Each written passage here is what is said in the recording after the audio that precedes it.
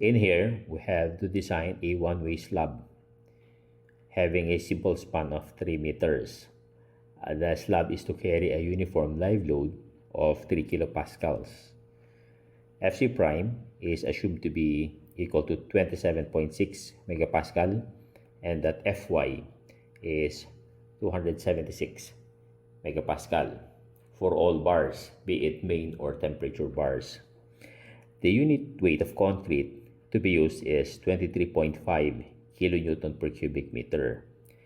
The slab is not exposed to earth or weather, hence the clear cover will be 20 mm.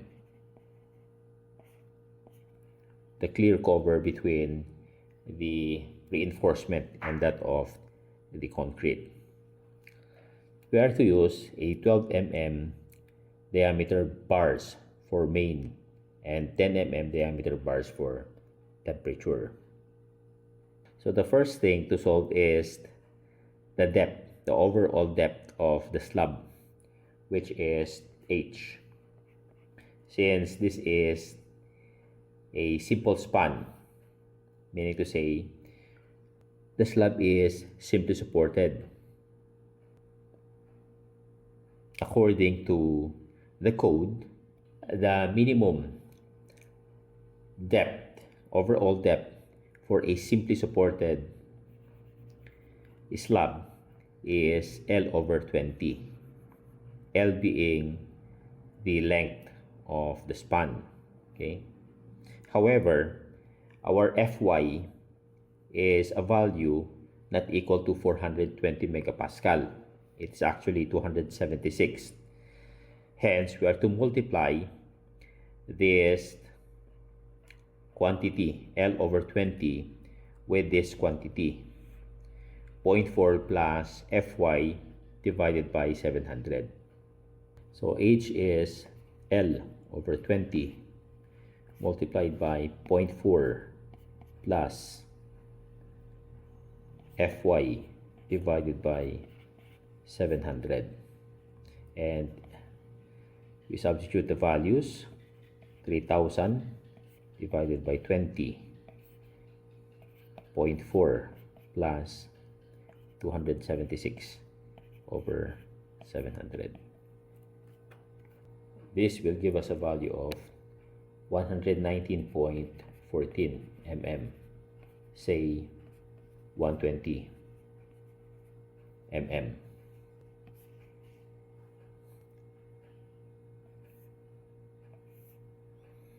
So this is 120 mm, and that the clear cover is 20 mm.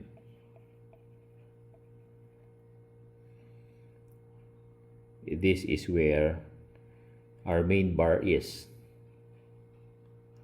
with a diameter of 12 mm.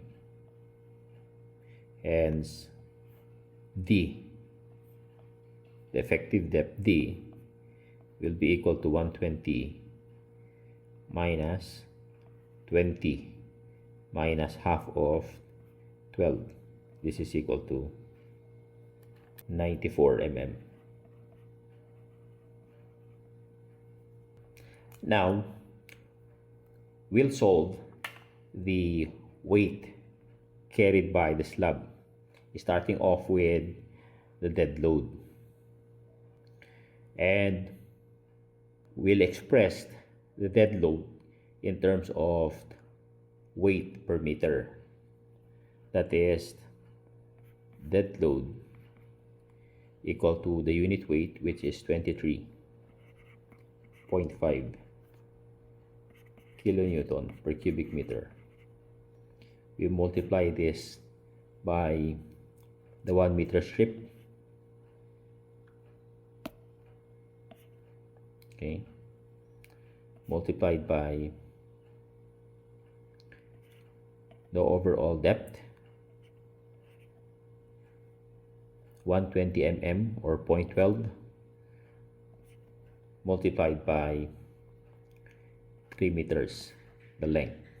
Okay, So all of this quantity have a unit of meter, which will cancel out with the cubic meter in here. So we have to divide this by the length so that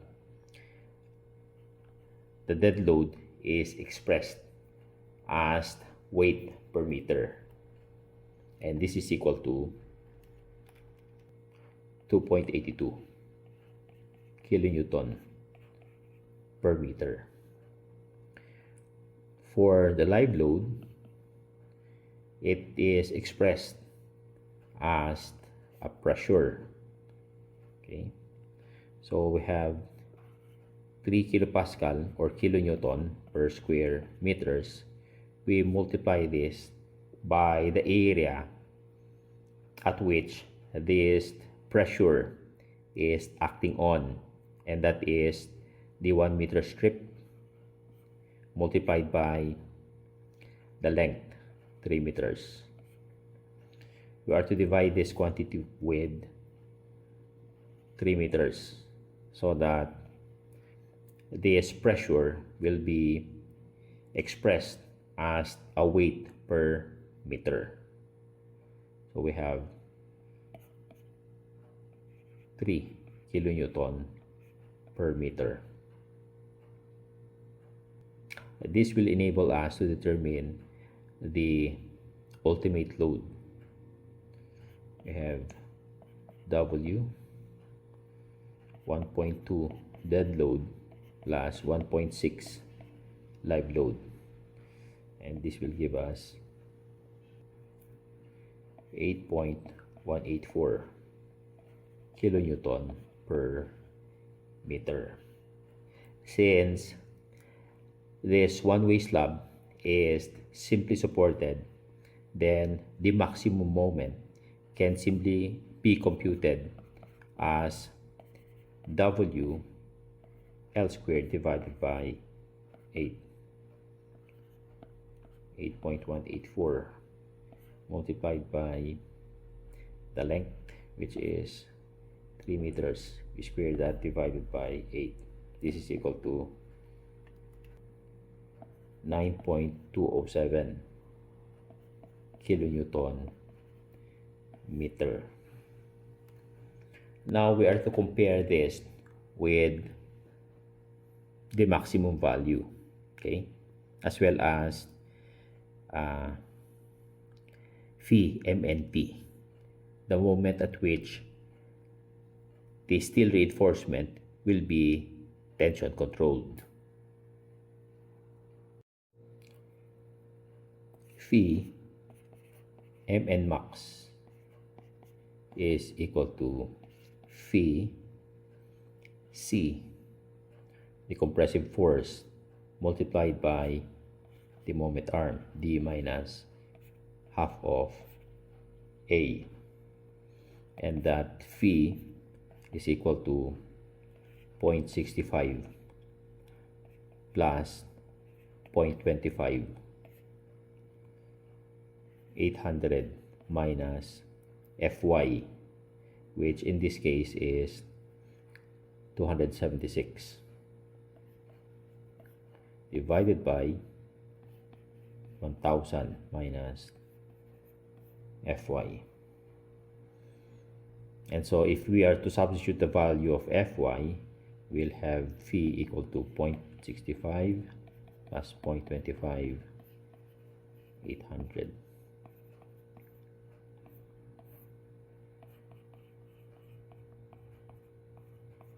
This is equal to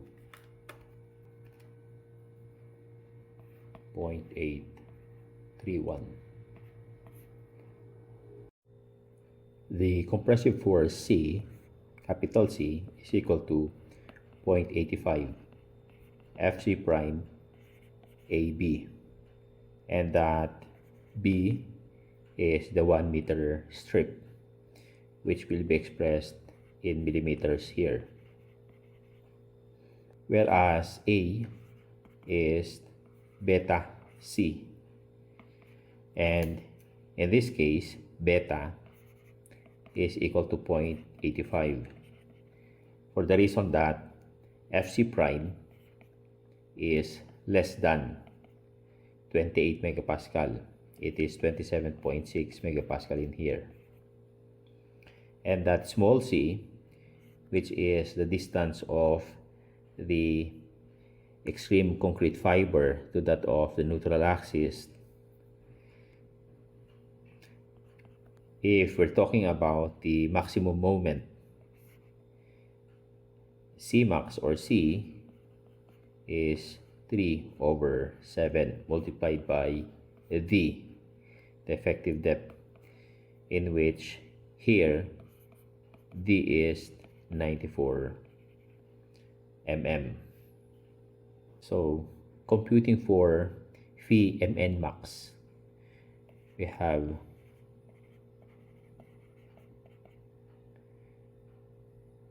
phi as equal to 0.831 multiplied by the compressive force, which is 0.85, Fc prime 27.6, A, which is beta C, so that is 0.85 multiplied by C, which is equal to this 3/7 multiplied by 94, and B, which is 1000.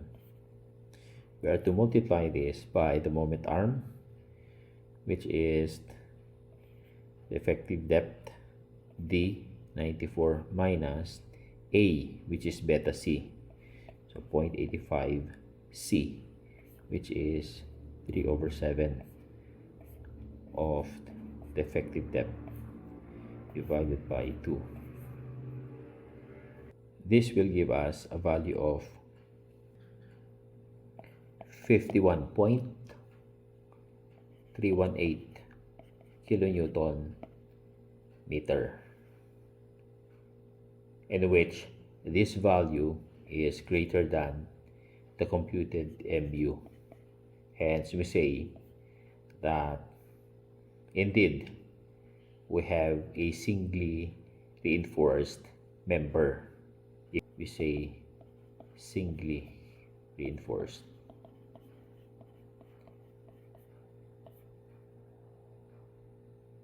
meaning the primary reinforcement is tension.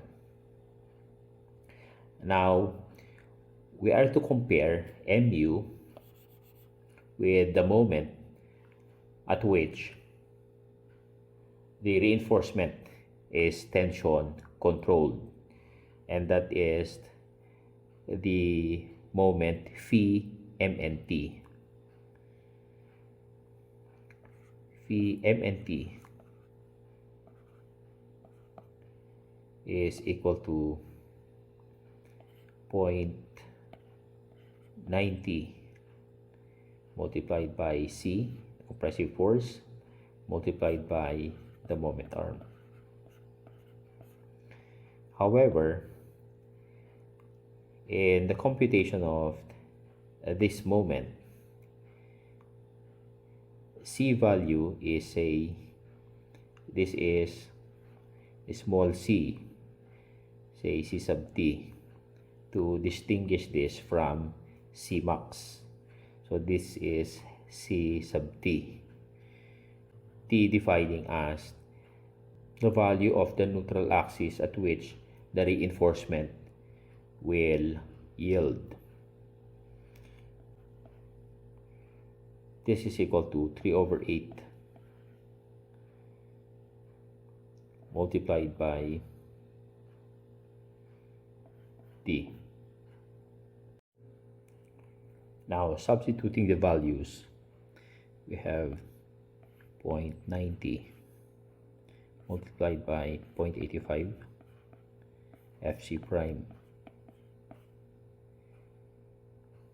multiplied by A, which is beta C, so 0.85 multiplied by C, which is 3/8, 94,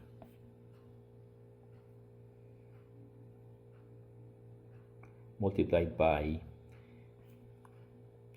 the 1 meter strip, expressed in millimeters.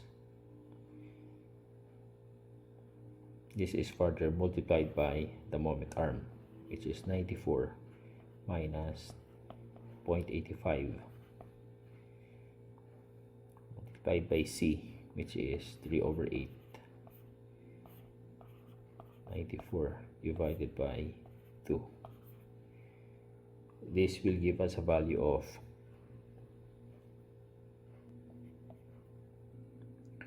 49.99 kilonewton meter, which is still greater than mu.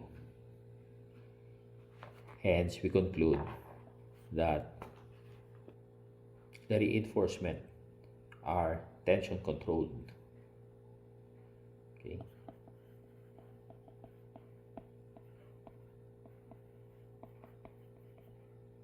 And that phi is equal to 0.90. So now we determine the value of the still ratio rho from mu. The still ratio rho being equal to 0.85 Fc prime divided by Fy multiplied by 1 minus the square root of 1 minus 2Rn divided by 0.85 Fc prime.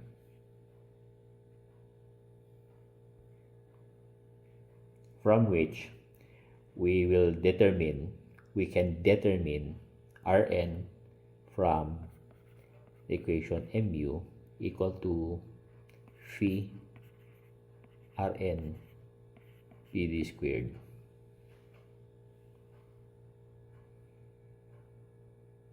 And that mu is equal to 9.207 kilonewton meter.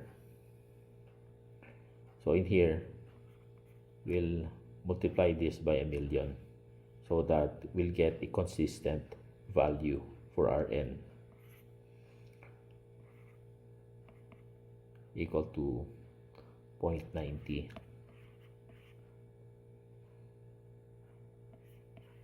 Rn B being 1,000 and D 94 squared. So we'll get the value of Rn, which is equal to 1.158, which we will then substitute here for us to determine the still ratio rho. And so rho equal to 0.85, 27.6 as Fc prime divided by 276 as Fy. 1 minus 2Rn 1.158 divided by 0.85, 27.6. This will be equal to 0.0043,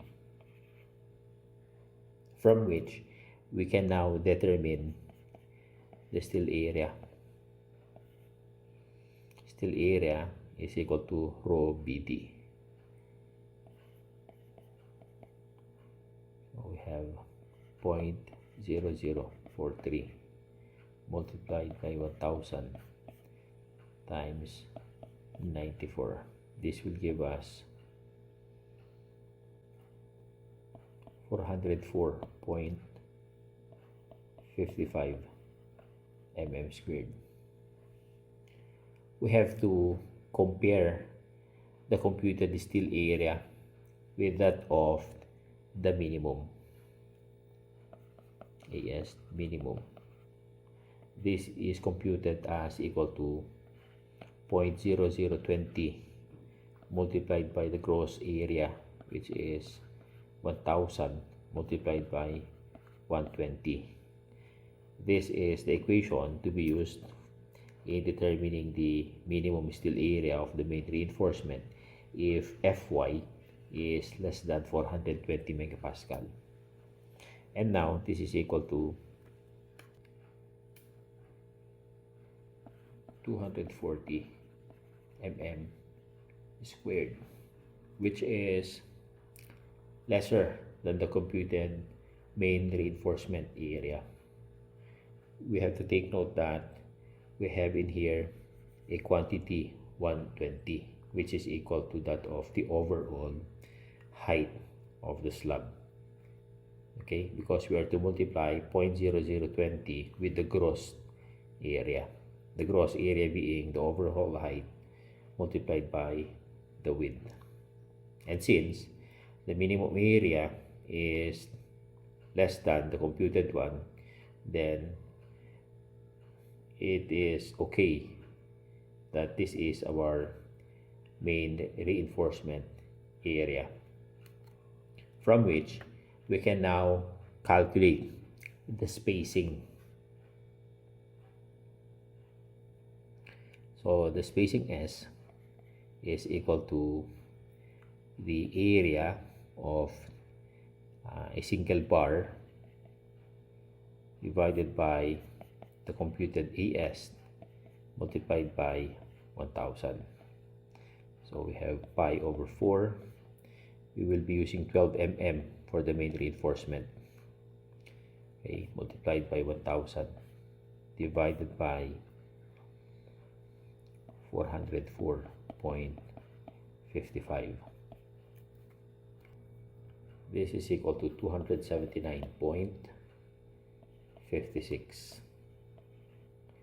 This spacing is to be compared with the maximum spacing set forth in the code, which is either of 3H and that of 450, whichever is lesser.